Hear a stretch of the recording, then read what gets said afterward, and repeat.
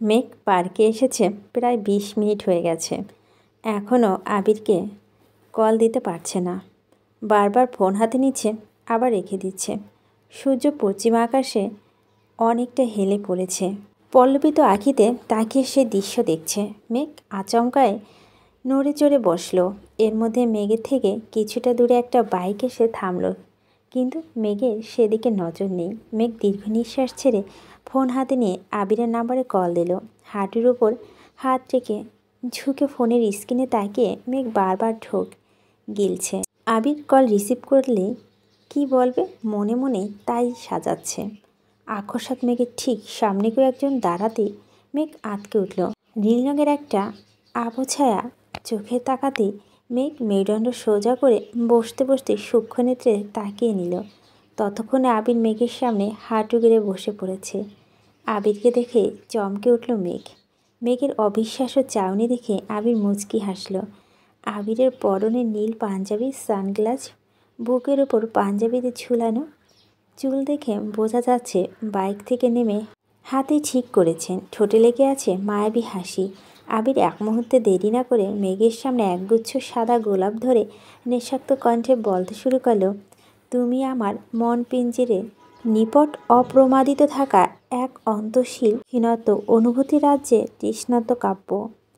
এলো কেশি, এলো চুল।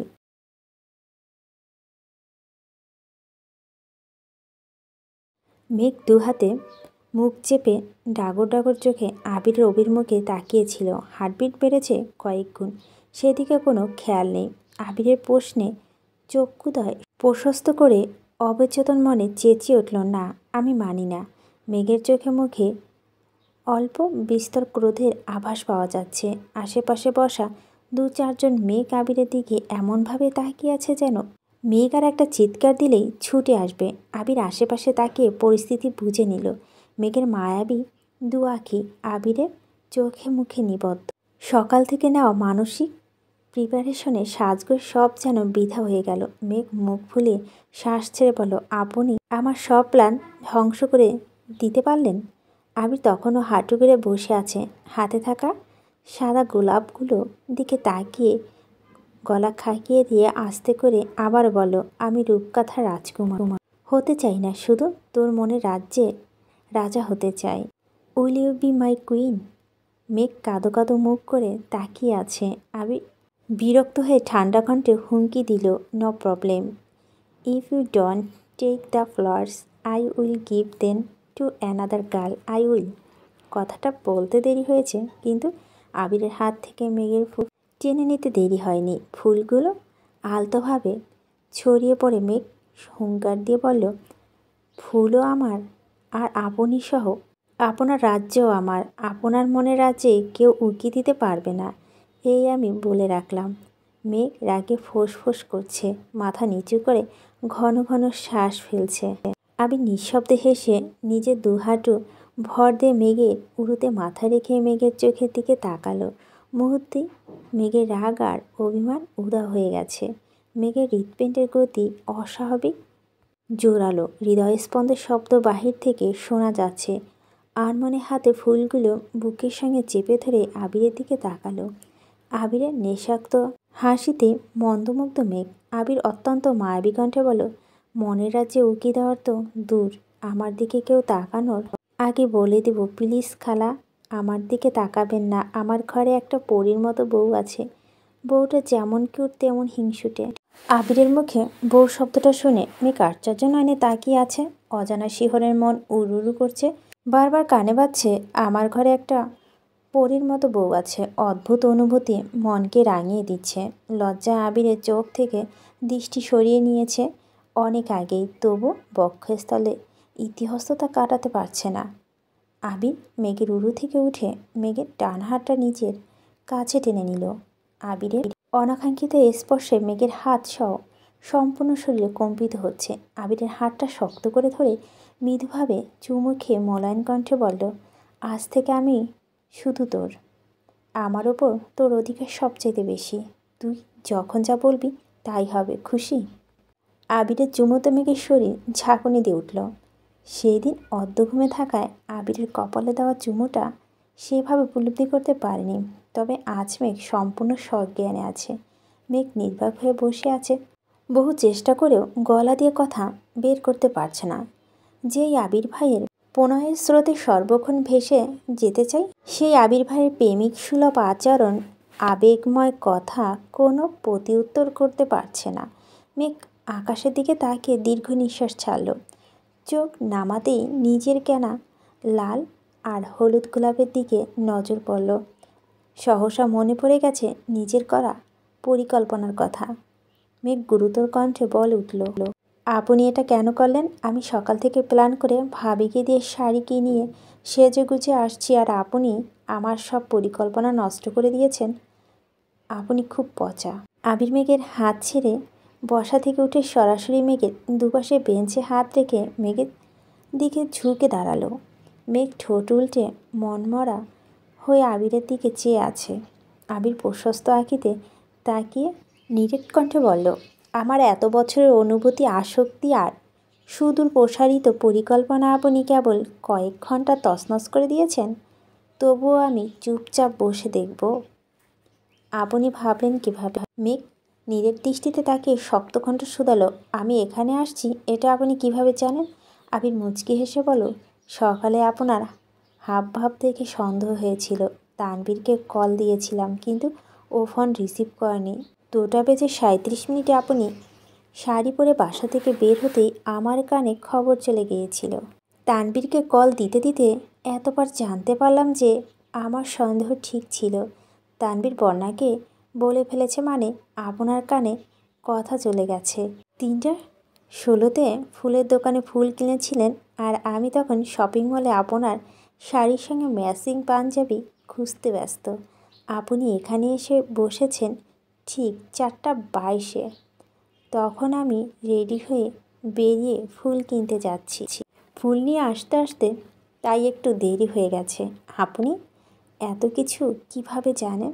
ম্যাম, আপনাকে আগেই বলছিলাম। আপনাকে ছাড় দিয়েছি, কিন্তু ছেড়ে দেইনি। তাছাড়াও আপনি যার তার মনের মানুষ না। মনে রাখবেন, আবিরের পৃথিবী আপনি। আর সেই পৃথিবীকে আলগে রাখতে আবির সব কিছু করতে পারে। খানবাড়ির চারপাশ ঘিরে এমন কিছু ব্যক্তি আছে যারা নিজেদের কাজে পাশাপাশি সর্বক্ষণ বাসার দিকে নজর রাখে। খানবাড়িতে কখন কে আসছে, কে যাচ্ছে, কেন আসছে, সব আপডেট আমাকে পাঠায়। এমনকি এই যে আপনি এখানে আছি, এখানে আমার লোক আছে। মেঘ কপাল কুঁচকে বলল, হায়, বললেই হলো। মজা করছেন আমার সাথে? আবির মেঘের চোখে চোখ রেখে বলল, আমার ডান পাশে কিছুটা দূরে কালো টি-শার্ট পরা ছেলেটাকে, তার পিছনের দিকে কফি কালারের শার্টের ছেলে, আর ওই দিকে বাইকে বসা ছেলেটাকে দেখে। মেঘ তিনজনকে এক পলক দেখে ভুরু কুঁচকে প্রশ্ন করল, তারা আপনার লোক? বিশ্বাস হয় না? না, ওকে ওয়েট। আবির ফোন বের করে মেসেজ পাঠাতেই ছেলেগুলো যে যার মতো চলে যাচ্ছে। মেঘ অবাক চোখে তাকিয়ে প্রশ্ন করল, ওনারা সত্যি আপনার লোক? আপনার কথা সেকেন্ডের মধ্যে চলে গেছে, কিভাবে সম্ভব? আপনার জন্য সব সম্ভব। মেঘ চোখ বড় করে তাকে জিজ্ঞেস করল, তারা এখানে কেন আসছিল? আমার অবর্তমানে কেউ যেন আমার স্পর্শের দিকে চোখ তুলে তাকাতে না পারে তার জন্য। তাই বলে 3 জন? আর ওনারা আপনার কি হয়? 2 জন ছোট ভাই, 1 জন ফ্রেন্ড। 3 জনের বাসা কাছাকাছি, তাই বলেছিলাম আমি আসার আগ পর্যন্ত কেউ যেন আশেপাশে থাকে। এসে দেখি 3 জনই উপস্থিত। মেঘ নিজের কেনা ফুলগুলো দিকে তাকিয়ে শীতল কণ্ঠে বলল, ওনাদের জন্য আজ আমার সব শেষ হয়ে গেল। আবির বেঞ্চ থেকে মেঘের খুলে রাখা চুড়িগুলো তুলে মেঘের হাতে পরাতে পরাতে বলল, আর আপনার জন্য আমার সব পরিকল্পনা নষ্ট হয়ে গেছে। মানে? কিছু না, চলুন। মেঘ নিজের ফুলগুলো আবিরের সামনে ধরে হিমশীতল কণ্ঠে বলে উঠল, আই লাভ ইউ। আবির ফুলগুলোর দিকে তাকিয়ে শক্ত কণ্ঠে বলল, লাল ফুলগুলো সরিয়ে শুধু হলুদ ফুলগুলো দেন। কেন? লাল গোলাপ ছুঁতে চাই না, তাই। মেঘ যথারীতি হলুদ গোলাপগুলো আলাদা করে ধরতেই আবির ফুলগুলো হাতে নিয়ে শক্ত কণ্ঠে বলল, থ্যাংক ইউ। মেঘ আহাম্মকের মতো তাকিয়ে বিড়বিড় করে বলল, কেউ আই লাভ ইউ বললে প্রতি উত্তরে থ্যাংক ইউ বলে না, আই লাভ ইউ টু বলতে হয়। আবির কথাটা শুনল কি না কে জানে। কয়েকটা পিচ্চি ছেলেকে ডেকে লাল গোলাপগুলো দেখিয়ে নিয়ে যেতে বলল। পরপর মেঘকে নিয়ে বাইক স্টার্ট দিল। নিরুদ্দেশ পথে ছুটল। মেঘ দুই একবার জিজ্ঞেস করছে, কিন্তু আবির তেমন কিছু বলেনি। সন্ধ্যা হয়ে গেছে। মেঘ চুপচাপ বাইকে বসে আছে। আবির বাইকে স্পিড কমিয়ে হঠাৎ ডেকে উঠল, ম্যাম। জি। এত চুপচাপ কেন? এমনিতেই। আবির রাস্তার পাশে বাইক থামিয়ে ঘাড় কাত করে মেঘকে খানিক দেখে নিল। আবির মেঘের দুহাতে এনে নিজের পেটের উপর রেখে রাশভারী কণ্ঠে বলল, আজ থেকে এই হাতের অবস্থান এখানে। মেঘ আনমনে হেসে আবিরের গা ঘেঁষে বসল। পিছন থেকে আলতোভাবে আবিরের পেট আঁকড়ে ধরল। আবির যথারীতি আবারও বাইক স্টার্ট দিল।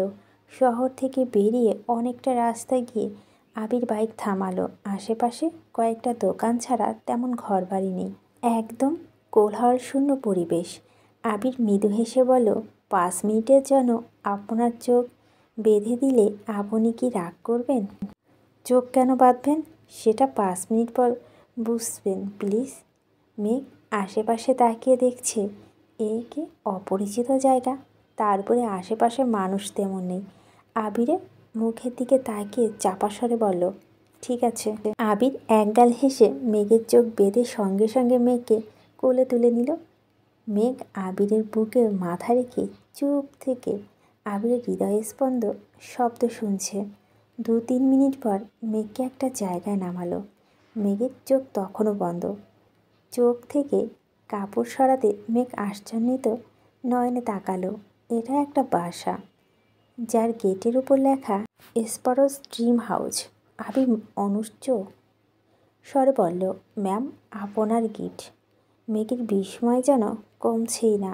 আবির মেঘের হাতটা শক্ত করে ধরে দরজার সামনে দাঁড়ালো। আবিরের চোখে ইশারায় মেঘকে দরজা খুলতে বলল। মেঘ বাম হাতে আস্তে করে দরজায় ধাক্কা দিতেই দরজা খুলে গেল। আকস্মাৎ বাড়ির ভিতরে সাউন্ড বক্সের গান বাজতে শুরু করলো। শোনো বলি তোমায়, না বলা কথাগুলো আজ বলে দিতে চাই। গানটা নিজেরাই পড়ে নেবেন, কারণ কপিরাইট আসতে পারে। দরজা খোলা মাত্র মেঘের চোখ ড্রয়িং রুমের সাথে বিশালাকৃত সিঁড়ির দিকে, যা গাঁদা ফুলে সজ্জিত। ফ্লোর জুড়ে গাঁদা ফুলের পাপড়িতে ছেয়ে আছে। সিঁড়ির ওপর ঝলমল করছে আবির আর মেঘের একটা ছবি, যেটা কোনো এক রেস্টুরেন্টে তোলা। ছবি দেখে মনে হচ্ছে যেন দুজন দুজনারে চোখে চোখ রেখে নিজেদের অব্যক্ত অনুরক্তি জাহির করছে। মেঘ আশপাশ চোখ ঘোরাতে এমন আরও কয়েকটা ছবি চোখে পড়ল। দেয়ালের ছবি টানানোটা খান বাড়ির কেউ তেমন পছন্দ করে না, তাই শখে কেউ কখনো নিজের ছবি ফ্রেমবন্দি করেনি। মেঘ অবাক চোখে ছবিগুলো দেখছে আর ঘটনাগুলো মনে করার চেষ্টা করছে, কারণ ছবিগুলো প্রায় সবই মেঘের অগোচরে তোলা হয়েছে। আবির মোলায়েম কণ্ঠে বলো, চিন্তা করিস না, ছবিগুলো সরিয়ে দেব, এগুলো শুধু স্পেশাল দিনের জন্য করেছি।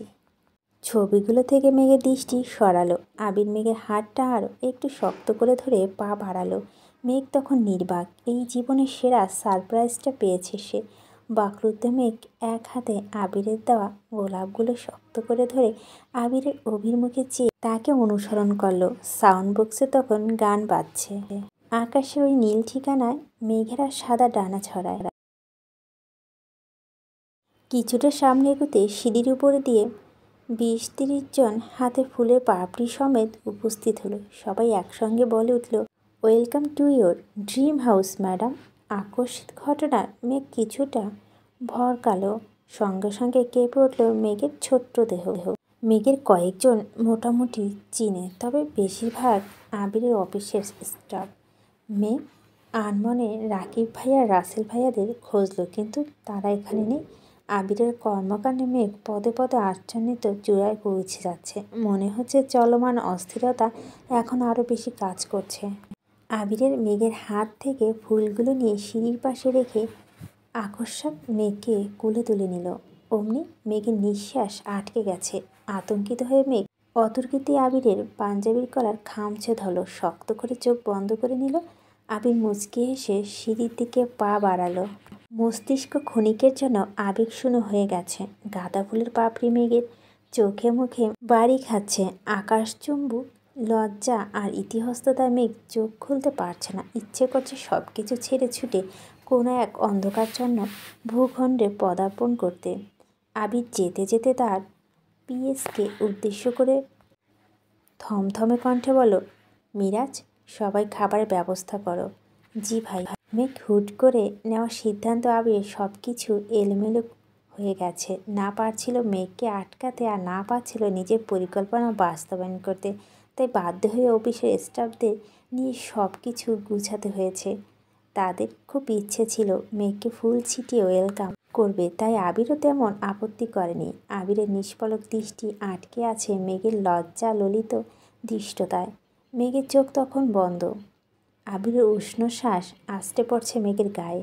আবির ছাদের দরজার পাশে এসে থামল। মেঘকে নামিয়ে শান্ত কণ্ঠে বলল, চাইলে এবার তাকাতে পারেন। মেঘ মিটিমিটি করে তাকালো। সঙ্গে সঙ্গে মেঘের আঁখি যুগল প্রশস্ত হয়ে গেছে। সম্পূর্ণ ছাদ লাইটিং করা, রঙে বেরঙের আলোতে সজ্জিত সব কিছু। রাকিব এগিয়ে এলো, মৃদু হেসে বলল, সরি ভাবি, সময়ের অভাবে আজ ঠিকমতো সাজাতে পারিনি, কিন্তু বিশ্বাস করুন আপনাদের বাসর ঘর আমি নিজের হাতে সাজাবো। এমনভাবে সাজাবো যেন বাসর ঘর দেখতে দেখতে রাত পেরিয়ে যায়। আবিরের মুখে ভাবি ডাক শুনে মেঘ খুশি হবে নাকি বাকি কথার যেন লজ্জা পাবে, সেটাই বুঝতে পারছে না। আবির শক্ত কণ্ঠে ধমক দিল, শুধু শুধু আমার বউটাকে লজ্জা দিচ্ছিস কেন? ও, আমরা কিছু বললেই লজ্জা দিচ্ছি, আর তুই যে এখানে বাসর করার প্ল্যান করছিলি, এটা বললে কি হবে?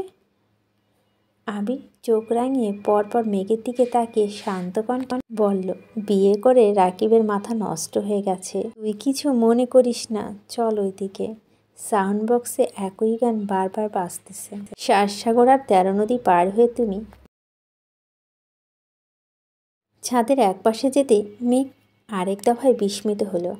লাইটিং করে ইংরেজিতে বড় বড় অক্ষরে লেখা, মেরিমি। মেঘ দুহাতে মুখ চেপে সেই লেখাটা দেখছে। রাসেল লিমন, মোবারক ভাইয়া সহ আবিরের আরও 4-5 জন ফ্রেন্ড এখানে উপস্থিত। এই অপরূপ মুহূর্তের কথা মেঘ কল্পনা তো ভাবতে পারেনি। ছাদে এক কর্নারটা কাচের ফুল দিয়ে এমন সাজানো, যা দেখে মেঘের চোখই সরছে না। রাসেলরা সবাই আতশবাতি সহ আরও কিছু জিনিসপত্র নিয়ে চুপচাপ দাঁড়িয়ে আছে। মেঘ আবিরকে দেখার যেন আলতোভাবে চোখ ঘুরালো। আবির হাঁটু করে বসে মেঘের দিকে একটা আংটি ধরে ক্ষীণ স্বরে বলল, তুই আমার অবসন্ন হৃদয়ে অস্ফুট প্রফুল্লতা, আমার পোনারের একমাত্র পরিণীতা। আবিরের ধারালো ছুরির ন্যায় চাউনি পুনরায় নেশাক্ত কণ্ঠে বলল, will you be my soulmate? Megh আবেদনময় কণ্ঠে ঝটপট বলল, ইয়েস। আশেপাশে রাকিব রাসেলদের দিকে তাকানোর মতো অবস্থায় নেই মেঘের। সে এখন অন্য দুনিয়ায় আছে। আজকে এই দিনটা মেঘের কাছে স্বপ্নের মতো। আবির হাত বাড়াতে মেঘ নিজের ডান হাতটা আবিরের হাতের ওপর রাখল। আবির সেই হাত সরিয়ে মেঘের বাম হাত সামনে এনে মৃদুগামী হস্তে খুব যত্ন নিয়ে আংটিটা পরিয়ে দিল। মেঘ তীক্ষ্ণ দৃষ্টিতে তাকিয়ে আছে। মনের ভিতর একটা প্রশ্ন ঘুরপাক খাচ্ছে। গত বছর মেঘের জন্মদিনে আবির বাম হাতের আঙুলে আংটি পরিয়ে দিয়েছিল বলে মিনহাজরা কত কি বলেছে। মেঘও সেসব কিছু মেনে নিয়েছে। ভেবে নিয়েছিল বিয়ের আংটিটা ডান হাতে পরতে হয়, সেজন্যই আজ ডান হাত বাড়িয়েছে। আবির আংটিটি পরিয়ে মেঘের হাতে চুমু খেয়ে মোলায়েম কণ্ঠে বল, লোকে বলে বাম হাতের অনামিকা আঙুলের সঙ্গে নাকি হৃদয়ের সরাসরি যোগ রয়েছে, তাই বিয়ের আংটিটা বাম হাতে পরাতে হয়। মেঘ আনমনে শক্ত কণ্ঠে শুধালো, আপনি গত বছর আমার বাঁ হাতে আংটি পরিয়েছিলেন, তখন লোকের কথা জানতেন না? জানতাম, আর জানতাম বলেই বাঁ হাতে পরিয়েছিলাম, কারণ তুই আমার প্রেমিকা নস, আমার বউ তুই। মেঘ অপলক দৃষ্টিতে আবিরের মুখের পানে তাকিয়ে আছে। কতটা শক্ত কণ্ঠে আবির বারবার মেঘকে বউ বলে সম্বোধন করছে, অথচ গত 2 বছর এই মানুষটার মুখ থেকে একটু টু শব্দ পর্যন্ত বের হয়নি। লিমন স্বাভাবিক কণ্ঠে শুধালো, এখন কি আতশবাতি ফুটাতে পারি? আবির ঘাড় কাত করে সম্মতি দিল। পরপর মেঘের দিকে তাকিয়ে মেঘের হাতটার উপরে তুলে মৃদুস্বরে বলল, আন্টিটা পছন্দ হয়েছে? আন্টি দিকে না তাকিয়ে মেঘ বলে দিল, আপনার দেওয়া প্রতিটা জিনিস আমার কাছে উত্তম অমূল্য। আবির মুচকি হেসে বলল, একটু দেখে নে তো। মেঘ এবার আন্টিটার দিকে তাকালো। স্বর্ণের আন্টিটি খুব বেশি বড় না হলে ডিজাইনটা খুব সুন্দর। আন্টি ঠিক মাঝ বরাবর অত্যন্ত নিখুঁতভাবে এ লেখা। আবির শান্ত কণ্ঠে বলল, আন্টিটা সবসময় হাতে রাখবি। মেঘ তৎক্ষণাৎ আন্টিটি চুমু খেয়ে বলে উঠল, আমি এই আন্টিটা কখনো খুলব না। মেঘ কাণ্ড দেখে আবির ঠোঁট চেপে হাসে। রাকিবরা ছাদে অন্য পাশে গিয়ে আতশবাতি ফুটাচ্ছে। বাজির শব্দে মেঘ সেদিকে তাকে উত্তেজিত কণ্ঠে বলল, আমিও বাজি ফুটাবো, ওকে? মেঘ দুই একটা ফোটানোর চেষ্টা করছে। অতঃপর দূরে সরে এসেছে। দাঁড়িয়ে দাঁড়িয়ে তাদের হইহুল্লা দেখছে আর হাসছে।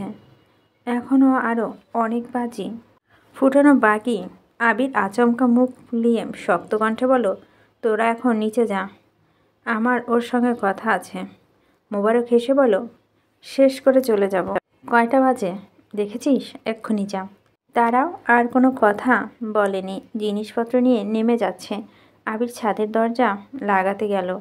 রাকিব আচমকা ঘুরে দরজা উকি দিয়ে বলল, প্রয়োজনে রুম সাজিয়ে দিচ্ছি, তবুও ছাদে বাসর করার প্ল্যান করিস না যেন। আবির রাগান্বিত কণ্ঠে চেঁচালো, যাবি? রাকিব হাসতে হাসতে নেমে যাচ্ছে। আবির ছাদে দরজা বন্ধ করে মেঘের কাছে এগিয়ে আসলো। মেঘ ভুরু কুঁচকে বলল, ওনারা কত আনন্দ করছিল, আপনি ওনাদের ওভাবে তাড়িয়ে দিলেন কেন? আবির গম্ভীর কণ্ঠে বলল, ওদের আনন্দ থেকে তোর সাথে কথা বলাটা জরুরি। মেঘ সূক্ষ্ম নেত্রে তাকে ভয়ে ভয়ে শুধালো, কী কথা? ভয়ে মেঘের বুক কাঁপছে। বিকেল থেকে এখন পর্যন্ত ঘটা প্রতিটি দৃশ্য চোখের সামনে ভাসছে। আর মনে বলে উঠল, আপনি আবারও আমায় ছেড়ে চলে যাবেন না তো? আজকের স্পেশাল দিনে মেঘের মুখে এমন আজগুবি প্রশ্ন। আবির খুব বিরক্ত হলো। কপাল কয়েকসার ভাঁজ ফেলে চোখ ছোট করে বলল, তোর চোখের পাতা কি লাগছে দেখি, চোখটা বন্ধ করতো। মেঘ সঙ্গে সঙ্গে চোখ বন্ধ করে শুধালো, কি লাগছে? আবির এক সেকেন্ড দেরি না করে মেঘের লাল রঞ্জক শুভিত স্টে নিজের অধর ছোঁয়ালো। অনাকাঙ্ক্ষিত স্পর্শে সহসা চোখ মেললে মেঘ। স্বাভাবিক তুলনায় দু চোখ দ্বিগুণ প্রশস্ত হয়ে গেল। মেঘের হৃদয়ে তোলপাড় করা রঙে বেরঙে অনুভূতিগুলো নিস্তব্ধ হয়ে গেছে। শ্বাসনালীতে ভয়ানক ঝড় চলছে। আবিরের খোঁচা খোঁচা দাঁড়িয়ে আমসে মেঘে শিরায় উপসরা রক্ত সঞ্চালন পর্যন্ত বেড়ে গেছে। আবিরের উষ্ণ শ্বাস মেঘের নাকে মুখে লাগছে। মেঘ দুহাতে আবিরের বুকে ধাক্কা দিয়ে দূরে সরানোর চেষ্টা করল। সরাতে তো পারলই না, উল্টো আবির মেঘের উদরের পাশ আঁকড়ে ধরে মেঘের আরও ঘনিষ্ঠ হয়ে দাঁড়ালো। আবিরের ঘনিষ্ঠতা মেঘের প্রশস্ত আঁখি আরও বেশি প্রশস্ত হলো। আবির অন্য হাত দিয়ে মেঘের দু চোখ বন্ধ করে দিল। আবিরের নিগুড় স্পর্শে মেঘের গায়ে কাঁটা দিয়ে উঠল। ঘামে ঝপঝপে মেঘের শরীর বেয়ে অনর্গল পানি পড়ছে। নিজেকে ছাড়ানোর চেষ্টা ব্যর্থ হচ্ছে বারবার। মেঘের এলোমেলো নিঃশ্বাস কোনো কিছুই যেন আজ আবিরের থেকে ছাড়াতে পারল না মেঘকে। এভাবে কত মিনিট কেটেছে কে জানে। আবির মেঘের অদর থেকে অদর সরিয়ে শক্ত করে জড়িয়ে ধরে মেঘকে। মেঘের কানের কাছে মুখ এগিয়ে ফিসফিস করে বলল, এখন থেকে বাজে কথা বললে এভাবে শাস্তি দেব, মনে থাকবে? মেঘ কণ্ঠখাতে নামিয়ে আস্তে করে বলল, হুম। অযাচিত পরিস্থিতিতে মেঘ সচকিত হয়ে আছে। নিষ্কুলুষ মনে জমে থাকা ভয়, ভীতি, অভিমানরা অবিদিতে ঘুম হয়ে গেছে। আবির ভাইকে নিজের করে পাওয়া যে উন্নদমা এতদিন তাড়া করে বেড়াচ্ছিল, সেই উন্নদমা পরিসমাপ্তি ঘটেছে আজ। আবিরের অনুসঙ্গে নিজেকে হারাতে বসেছে। আবিরের অপলক দৃষ্টি, নিঃশাক্ত কণ্ঠ, হাস্যোজ্জ্বল চেহারা আর অনবিলাসী ঘনিষ্ঠতা অবসান করতে অনিল্পে হিমশিম খেতে হচ্ছে। আবির মেঘকে ছেড়ে কিছুটা দূরে সরে দাঁড়িয়েছে ঠিক, তবে মেঘের মায়াবী আদলে নজর আটকে আছে আবিরের অতুংস চাউনিতে। মেঘের বুকের ভিতরটা লজ্জায় হাঁসফাঁস করছে। অতর্কিতে চিবুক নামিয়ে নিল। আবিরের সঙ্গে সঙ্গে দু আঙ্গুল পুনরায় মেঘের চিবুক উঠিয়ে মোলায়েম কণ্ঠে বলল, তুই জানিস তোকে আজ কতটা সুন্দর লাগছে? মেঘ চোখ তুলে তাকিয়ে কাঁপা কাঁপা গলা জিজ্ঞেস করল, কতটা? সমুদ্রে প্রভূত জলরাশি যতটা সুন্দর ঠিক ততটাই দেখতে প্রশান্ত হলো সঙ্গীন। মেঘ মলিন হাসল। আবির পরপর শক্ত কণ্ঠে শুধালো, তোকে শাস্তিটা কেন দিয়েছি জানিস? বাজে কথা বলছিস তাই? জি না, আপনি আমার সাজানো পরিকল্পনা নষ্ট করেছেন তার জন্য। আমি কি করেছি? আবির শ্বাস ছেড়ে বলতে শুরু করলো, 2টা বছর ধৈর্য রাখতে পারলে অথচ আর 2টা দিন ধৈর্য রাখতে পারলেন না। আমি বলেছিলাম আপনাকে আমি কোনো প্রকার প্রতিশ্রুতি দেব না, সরাসরি বিয়ে করব। মানে আজ আপনাকে বলবো, কাল বিয়ে করব। এমনটা ভেবে রেখেছিলাম। আমার সব কিছু প্ল্যান করা। আজ থেকে 2 দিন পর আপনাকে প্রপোজ করতাম, তার পরদিন গায়ে হলুদ, আর সবশেষে বিয়ে। কিন্তু আপনি অধৈর্য হয়ে আজই চলে আসলেন। আপনাকে ফিরিয়ে দেওয়ার সাধ্য আমার ছিল না, তাই নিজের সাজানো পরিকল্পনার কথা ভুলে আপনার ইচ্ছাকে প্রায়োরিটি দিলাম। আমার প্ল্যান ধ্বংস করার শাস্তি তো আপনাকে পেতেই হতো। মেঘের চোখ নামিয়ে নিয়েছে। এখন কথা বলতে একদম ইচ্ছে করছে না। এতদিন আত্মগোপনে থাকা অনুভূতিরা বারবার জানান দিচ্ছে। সম্মুখে দাঁড়ানো ব্যক্তির চোখে চোখ রাখলেই নিজের অস্তিত্ব বিলীন হতে বাধ্য। আবির মেঘের দিকে তাকিয়ে শক্ত কণ্ঠে বলল, তুই আমায় ভালোবাসিস? মেঘ ক্ষীণস্বরে বলল, হ্যাঁ, অনেক ভালোবাসি। আর আপনি? আবির উত্তর না দিয়ে উল্টো প্রশ্ন করল, কতটা ভালোবাসিস?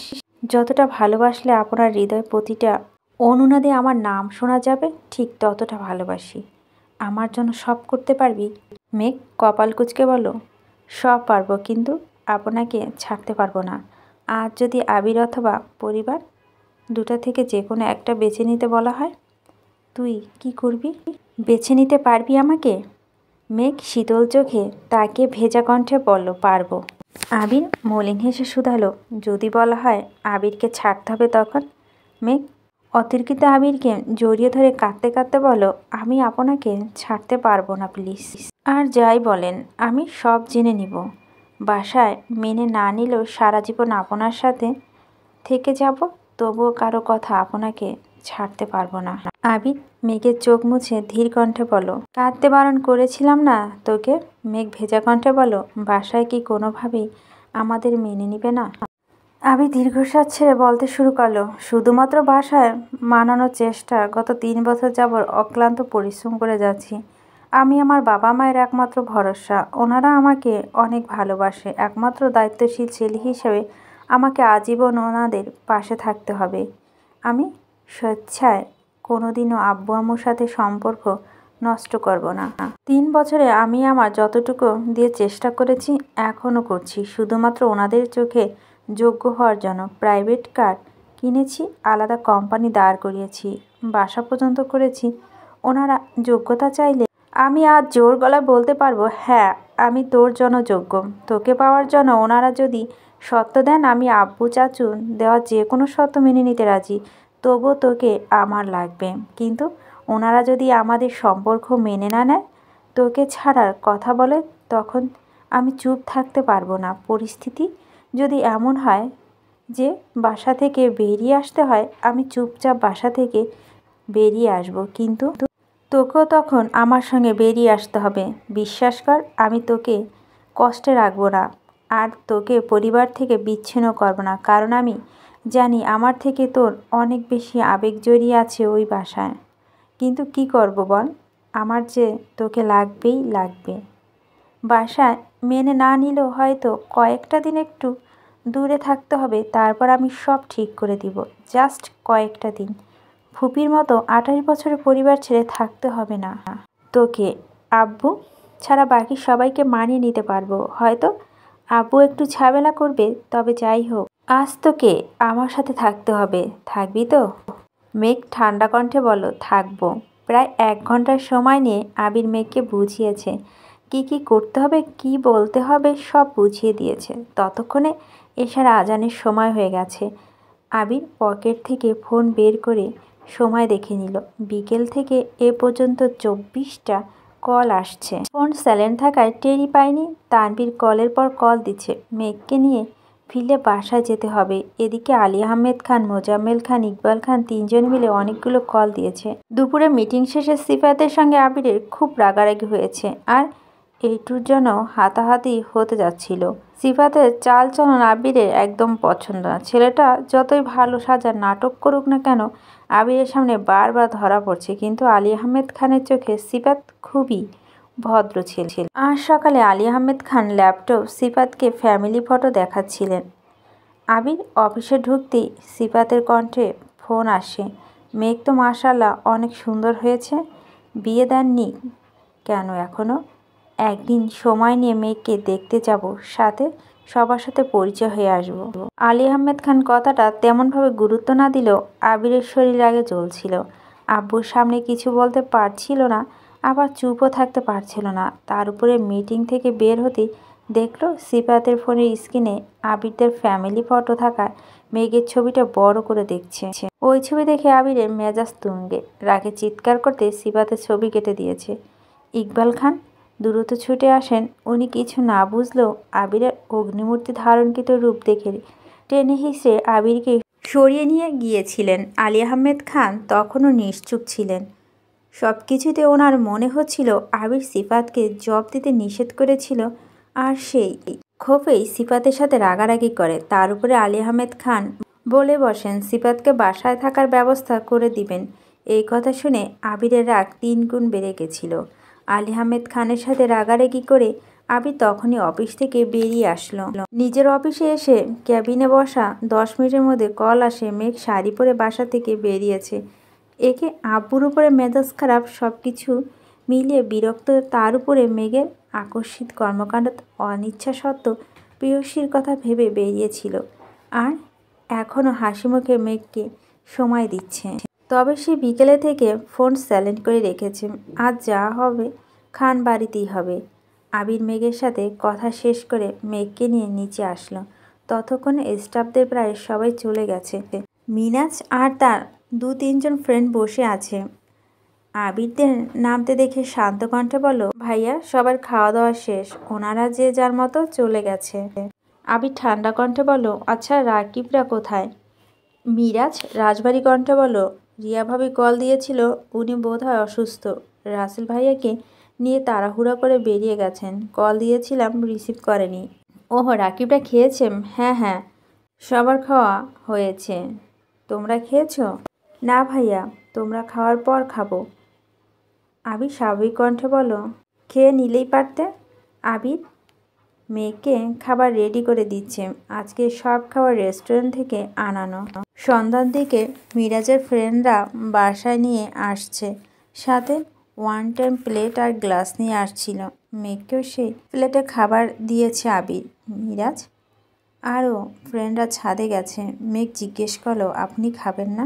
খেতে ইচ্ছে করছে না। যতক্ষণ না সব কিছু ঠিকঠাক হচ্ছে ততক্ষণ স্থির হতে পারছি না। মেঘ আবিরের চোখে দিকে তাকিয়ে মোলায়েম কণ্ঠে বলো, যা আবার হবে, সারাদিন খাননি, আগে খেয়ে নিন। আমি খাইয়ে দিই। আবির আর চোখে তাকিয়ে মৃদু হেসে বলল, বাহ, বউ ফিল এসে গেছে নাকি? মেঘ ভেঙচি কেটে বলো, দেখি হাঁ করেন।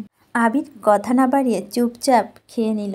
খেতে খেতে তানবীরকে কল দিয়ে কথা বলে নিয়েছে। মিরাজকে আগেই বলেছিল আবির শার্ট আর প্যান্ট নিয়ে আসার জন্য। আবির পাঞ্জাবি পায়জামা পাল্টে শার্ট প্যান্ট পরে মিরাজ দেশ থেকে বিদায় নিয়ে রওনা দিল।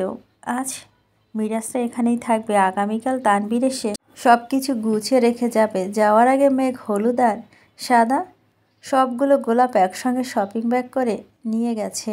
আসার সময় কিছুটা দূরত্ব থাকলে এখন বাইকে বসে মেঘ পিছন থেকে আবিরকে শক্ত করে জড়িয়ে ধরেছে। আবির মুচকি হেসে নিজের এক হাত মেঘের 2 হাতের উপরে রেখে উদ্বেলিতহীন কণ্ঠে বলল, বাসায় উল্টাপাল্টা কিছু বললে এভাবেই জড়িয়ে ধরতে পারবেন তো? মেঘ আস্তে করে বলল, দেখা যাক, আপনি পারবেন? আবির মৃদু হেসে বলল, অবশ্যই, আমি একদম কোলে নিয়ে চলে আসব। মেঘ মেকি স্বরে বলে উঠল, আমিও দেখব আপনার কেমন সাহস। আবির বাইক স্টার্ট দিল। মেঘ আবিরের প্রশস্ত পিঠে মাথা এলিয়ে আবিরের গায়ের গন্ধ উপলব্ধি করছে। অনেকটা পথ যাওয়ার পর মেঘ আচমকা ডাকল, আবির ভাই।